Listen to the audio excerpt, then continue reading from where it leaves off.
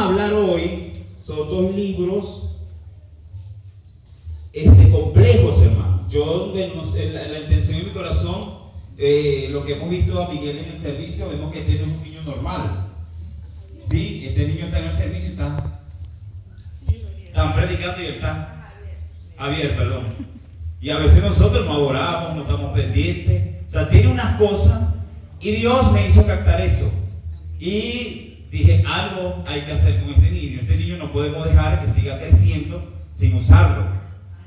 Sin usarlo, hermano. Este es un mensaje muy fuerte que quizás si lo predicara solo en un momento, sí, me va a dejar solito para poderlo meter el mensaje, como quien dice, espiritual. Y dije, es muy complicado, pero dije, no vamos a hacer. Y estudiándolo con él me doy cuenta de que verdaderamente Dios está en este niño. Amén. Usted tiene que pelear como familia para que Dios siga obrando en el nombre de Jesús. Amén. Entonces, usted dice cómo se llama, bueno, preséntese y cómo se llama el título mientras yo busco el Buenas noches, hermano, que el Señor le bendiga. El título de la predica es Una sola identidad. Ajá. Nos vamos a ubicar en el libro, miren nada más dónde nos vamos a ubicar. Libro de Esdras. Libro de Esdras. Vamos hoy a hablar y a meditar en dos libros. El libro de Esdras y el libro de Nehemías. Yo voy a tener que sentarme, ¿sí? Estoy echando mucha broma y vamos a empezar.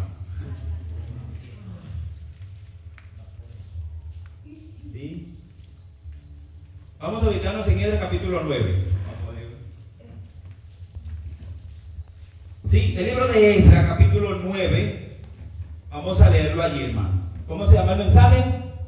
Una sola identidad. Una sola identidad. O sea, que usted no puede tener dos cédulas. ¿O usted tiene dos cédulas? No. Usted es evangélico. Amén. Usted no puede tener dos identidades, hermano. Usted es evangélico. Amén. Entonces leo en el nombre de Jesús. Esdras capítulo 9. En el nombre del Padre y del Espíritu Santo. Amén. Acabadas estas cosas, los príncipes vinieron a mí diciendo: el pueblo de Israel y los sacerdotes y levitas no se han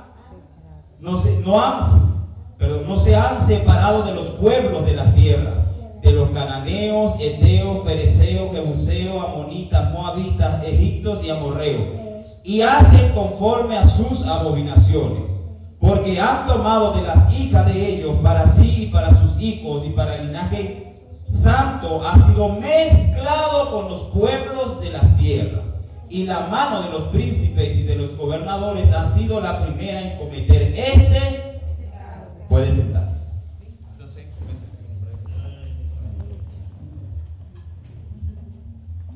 Dios habla, ya habían pasado 70 años desde la esclavitud de los israelitas a Babilonia.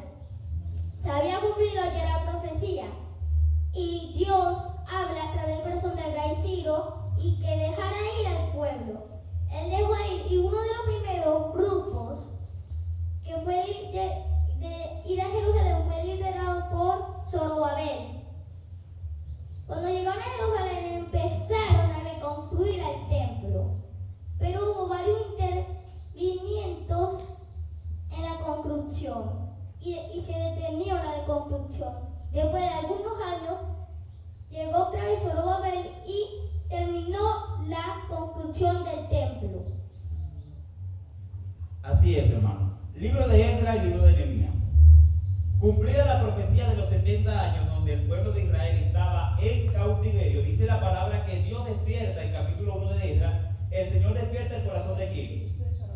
De Ciro. El rey Ciro despierta el espíritu de aquel hombre para que envíe y deje ir al pueblo, porque ya se habían cumplido los 70 años de esclavitud del pueblo, y lo dejaron volver a su tierra. Dice la palabra del Señor que el primer líder que en Esdras se consigue, vamos a hablar de este hombre llamado Zorobabel, quien comanda el primer grupo de exiliados y cautivos de regreso a Jerusalén. ¿Con qué se consiguió el pueblo de Jerusalén? ¿Con qué se encontró luego que volvieron a Jerusalén? ¿Con qué se encontró, Javier? Con todo destruido. El templo destruido, los muros destruidos, todo había sido destruido. Pero quiero que tengan esto en cuenta porque esto es una enseñanza, hermano.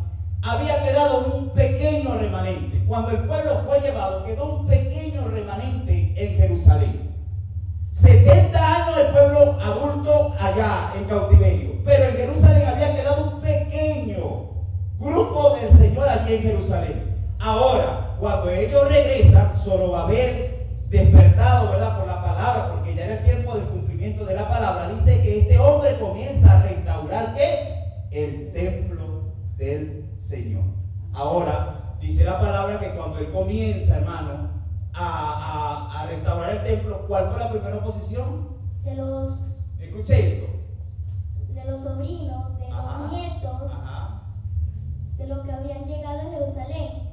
Se opusieron a la reconstrucción del templo. ¿Quiénes se opusieron a la reconstrucción del templo? No, ese es Nehemías. La primera oposición a que el templo se construyera, ¿sabe quién la hizo? Los mismos nietos que habían quedado y gente que había quedado ahí en Jerusalén. El mismo pueblo del Señor comenzó a hacer oposición, pero dice la palabra que Zorobabel le dijo que no a los enemigos que habían estado allí, que no, porque ellos habían llegado a ofrecerse. Pero Nehemías le dijo no. ¿Por qué? Este tema se llama solo una identidad. Le dijo a los enemigos que no podían meter su mano en la construcción. ¿Por qué, hermano? Porque lo contaminaban. Porque contaminaban al pueblo. ¿Quién es el que vive? Cristo vive. Este tema se llama solo una identidad. Usted lee el libro de Esdras, le voy a traer un material allí sobre la fecha y el bosquejo de Esdras, pero no se ve muy nítido, pero voy a tratar de hacérselo llegar en el nombre del Señor. Ahora qué pasa, mi hermano dijo, ¿verdad?, que cuando Zorobabel hubo un pequeño intento, que hizo ese intento que en verdad se paralizara la obra, hermano. Y dice que luego Zorobabel comienza a activar la obra y dice que exactamente vuelve a levantar el templo. Sí, el templo del Señor se vuelve a construir. ¿Sí? ¿Cuánto tiempo pasó? Si a ver si te recuerdas, ¿cuánto tiempo pasó el tiempo de la construcción desde que Zorobabel llega a Jerusalén hasta la restauración del templo? 21 años pasaron, hermano. 21 años pasaron. Imagínense, 21 años reestructurando el templo. ¿Quién es el que vive? Ahora, sí, ¿cuál era la condición del pueblo cuando ya el templo estaba construido? ¿Cómo se encontraba el pueblo? En pecado. Ajá. Yo más que quiero que esas cosas lo escuchen de él, hermano. Porque si se las digo yo, pero dígala usted en el nombre de Jesús, que usted se la sabe cómo me la explica. Estaban en pecado, porque se habían mezclado con las personas de las demás tierras, con extranjeros, y eso rompía que ellos fueran una sola identidad. El pueblo está en pecado mezclado. Por eso le digo, esto es una enseñanza. Porque no quiero que... No, esto es una enseñanza. Esto es totalmente bíblico y lo que estaba sucediendo allá. Hermano, el Señor había dado una palabra cuando estaban en el cautiverio, y era que Él levantaría un nuevo renuevo, un nuevo templo. ¿A qué templo se refería el Señor? ¿A qué templo que Él levantaría? ¿A quién se refería? Cuando profetizaba. Dígalo. ¿Qué templo levantaría el Señor? Él dijo, profetizó y dijo, levantaré un nuevo templo donde todos vendrán y me adorarán. ¿A qué templo se refería el Señor? Esto como que se me... ¿Sí? Nuestro Señor Jesucristo, hermano. Sí, del mismo, de nuestro Señor Jesucristo. Él dijo, voy a levantar la profecía de un nuevo templo, era Jesucristo. ¿Ve? Entonces, ¿ahora qué pasa? Miren, quiero ponerlo en el contexto. Él iba a levantar, era Jesucristo. Todos vendrían, hablando de que las naciones vendrían. Ahora, el pueblo regresa y levanta un templo. ¿Y la gente qué esperaba? El cumplimiento de esa palabra, pero no era lo que el Señor les había prometido. Eso no era. Ellos no habían entendido que el Señor estaba hablando de Jesús, porque obviamente no había venido. Pero ahora ellos levantan el templo. ¿Y qué era lo que ellos esperaban? Una gloria, pero no había gloria. ¿Quién es el que vive, hermano? No había gloria. Uno, porque el pueblo estaba en pecado. El pueblo estaba contaminado. Pasaron 20 años. El pueblo regresa, ¿verdad? ¿Y qué hizo el pueblo? Juntarse con las cananeas, juntarse con las jebuseas, juntarse con todas las mujeres. Y cuando construyen el templo, hermano, había pecado, como Dios se iba a manifestar allí. Primero porque no era la palabra que Dios le había dicho para ellos. Ellos esperaban gloria, pero no se les podía dar gloria, porque no era el cumplimiento. Ahora, solo va a haber la primera parte, hermano. Ahora entramos en la segunda parte del libro de Esdras, que comienza a partir del capítulo 7. Dice la palabra que Esdras, cuando entra en escena, él entra casi 60 a 70 años después de Zorobabel. ¿Sí? Cuando, imagínense, se construye el templo, pasan 60, 70 años cuando llega Esdras. ¿Quién era Esdras? Un profeta, un sacerdote. Esdras fue un sacerdote que el Señor envía, o el rey en el tiempo de Artajerjes envía, hermano, para Jerusalén. Ahora, cuando Esdras llega, hermano, a Jerusalén, ¿con qué se consigue? 70 años después pasaron. ¿Con qué se consiguió Esdras? Le vamos a leer el capítulo 7. Sí, lee el capítulo 7 aquí. Sí, ubíquese en el capítulo 7 del libro de Esdras. Vamos a leer desde el 1 hasta el 10.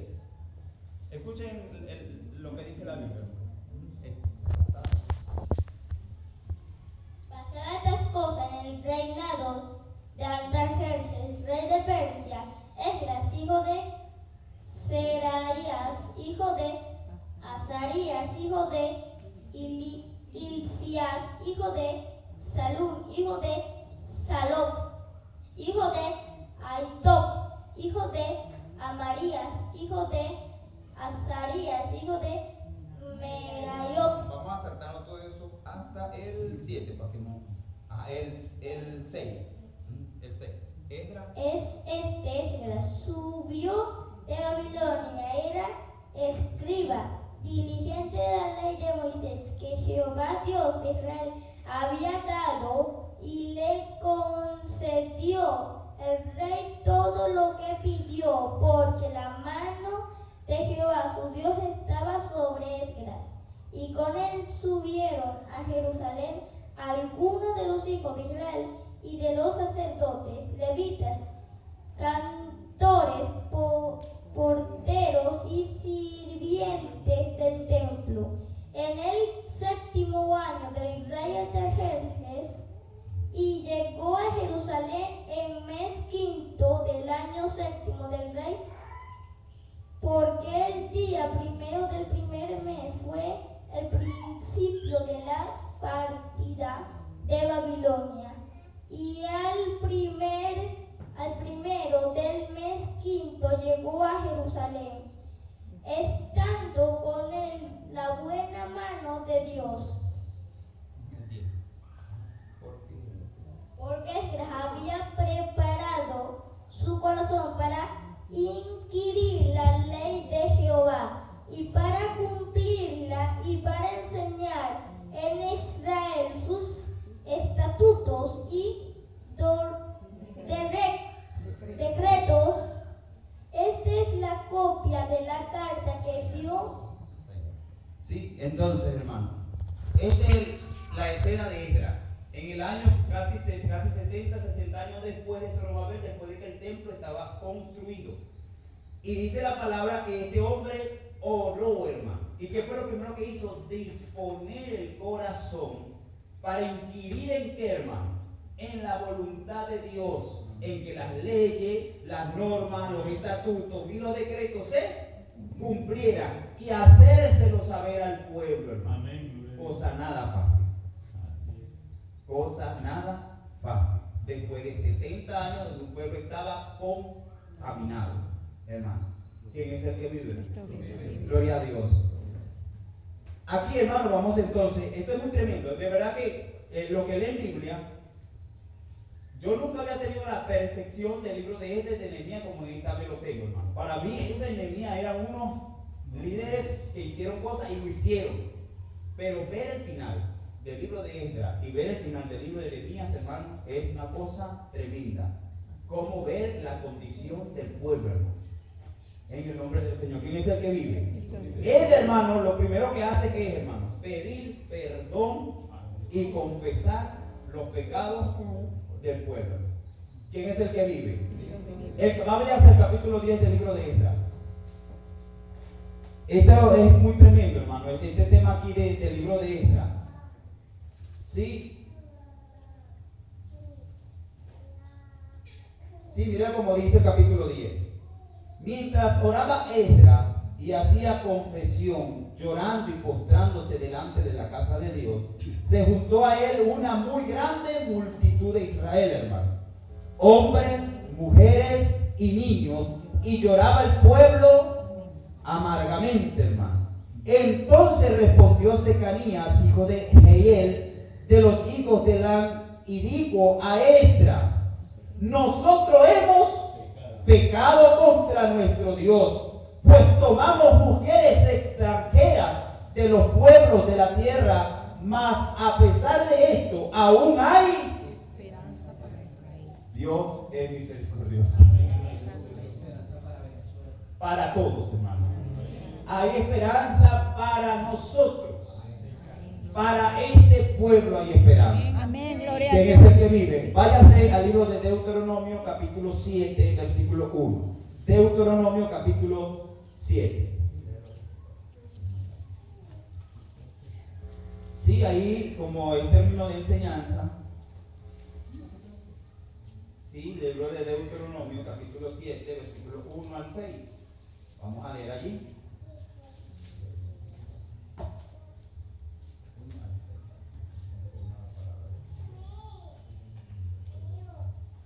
Sí, 7, 1 al 6, ¿sí? Léelo allí.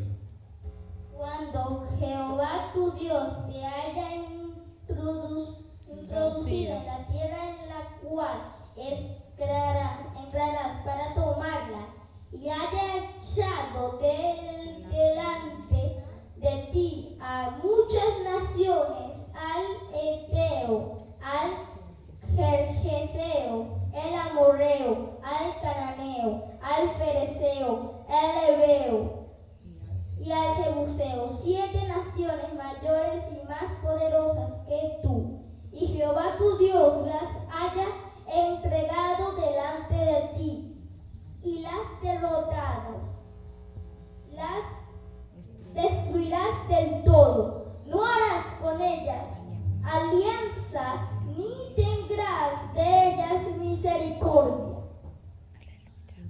y no emparentarás con ellas, no darás tu hija a su hijo, y tomarás a su hija para tu hijo, porque desviará a tu hijo de en pos de mí, y servirá a dioses ajenos.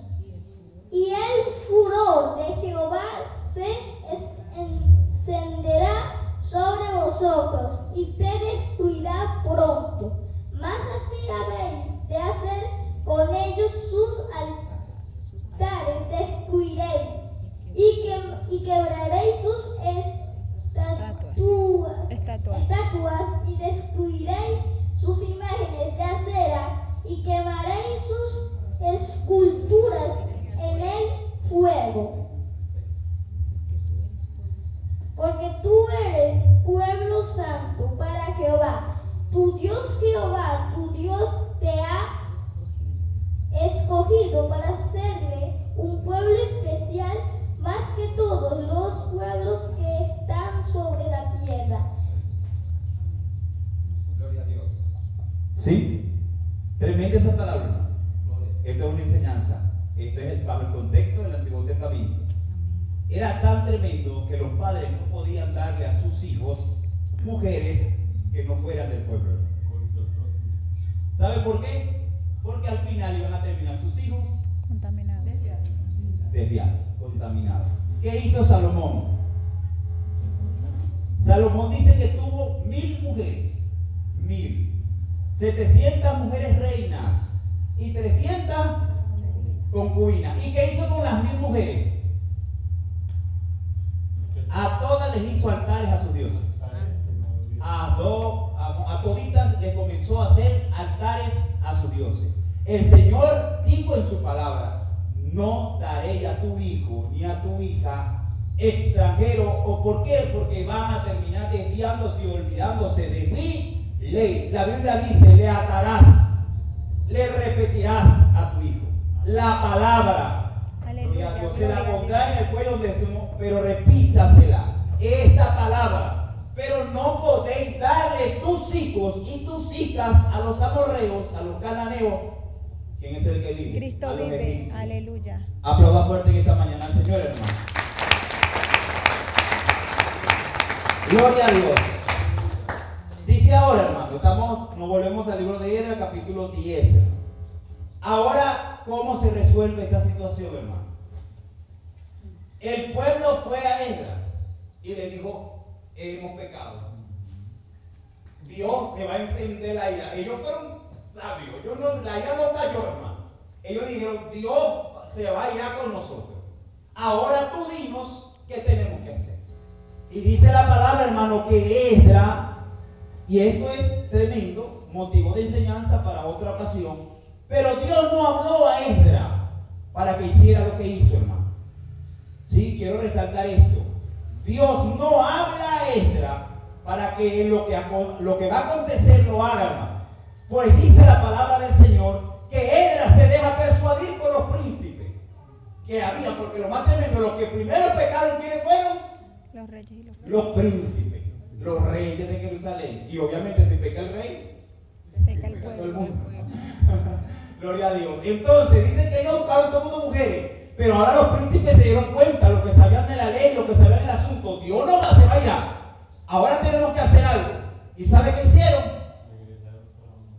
Sacaron a todas las extranjeras. Sacaron a todos los hijos que habían tenido con las extranjeras. Esto es muy tremendo, hermano. Dice que Esdras se sentó, porque el asunto, él decía que el asunto no era muy light. Esto no es muy light lo que hay que hacer, porque hay que descontaminar al pueblo. Y dice que se sentó. ¿Sabe cuánto duró esto? Esto no fue que fírmate el edicto ahí y mándaselo a la gente para que se vayan las mujeres. ¿Sabe cuánto duró esto? 3 meses. Duraron 3 meses descontaminando al pueblo. ¿Quién es el que vive? Cristo Dice vive. que en el año 11 y después en el año, creo que primero, ahí estaba bíblicamente. Ahí tenía, eso es lo que quería entender para que se guiaran con la fecha. Todo, hermano. Dice que Dios, hermanos, en Esdras, por eso lo tremendo, Esdras se sienta con la gente, hermano, y empiezan a sacar a las mujeres. A sacar a las mujeres que no eran del pueblo. Y los hijos también, hermano. ¿Cuánto les ven un hijo? Aleluya. Y los hijos los mandaron, hermano. Ellos mandaron, se despojaron de sus hijos. Porque ellos entendieron que tenían que temer a Dios. Tarde, pero por lo menos lo entendieron. ¿Quién es el que vive, hermano? Cristo vive. Sí, algo para decir antes de despedirte, que voy a entrar en otra parte. ¿Sí? Bueno, cuando Esdras se expulsó, bueno, ahí dice que Dios no le hizo a Esdras quisiera tomar esa decisión. Y él la tomó. Y él lo que estaba haciendo era, pues, divorcio, expulsando a las mujeres cananeas, y los hombres, como no tenían más opciones, podrían casarse con mujeres israelitas, ¿no? Estaba haciendo como adulterio. Yo le dije que no lo dijera. Aleluya. Lo dijo. Gloria a Dios. ¿Sí? Le dije, no vamos a tocar este tema. ¿Sí? Pero esa es la palabra. ¿Sí? Escuchen, aquí no estamos enseñando de divorcio, no estamos enseñando. Estamos hablando de la desobediencia del pueblo que ocasionó, hermano, yo no sé cuál fue la actitud de Dios. ¿Sí? Porque le digo, ese es motivo de ahora una otra enseñanza. ¿Ves? Esto es el antiguo, quiero que se estén. Esto es una enseñanza del Antiguo Testamento. Estamos hablando del contexto, de la historia, del tiempo, de lo que sucedió. Ahora, conjetura, lo que usted pueda decir ya es otra cosa, pero es lo que sucedió. Dios no le dijo a Esdras. Esdras no consultó a Dios. Él se dejó persuadir por los príncipes. Él tomó la decisión según como cualquiera de nosotros la podíamos tomar. Tomados son 4, hay que echarla fuera. Porque si se quedan, nos contaminan a todos. ¿Fue buena decisión? No lo sabemos. ¿Fue mala decisión? No lo sabemos. Lo que sabemos es que si obviamente se las dejaron ir, fue divorcio. Y ellos tuvieron que buscar mujeres.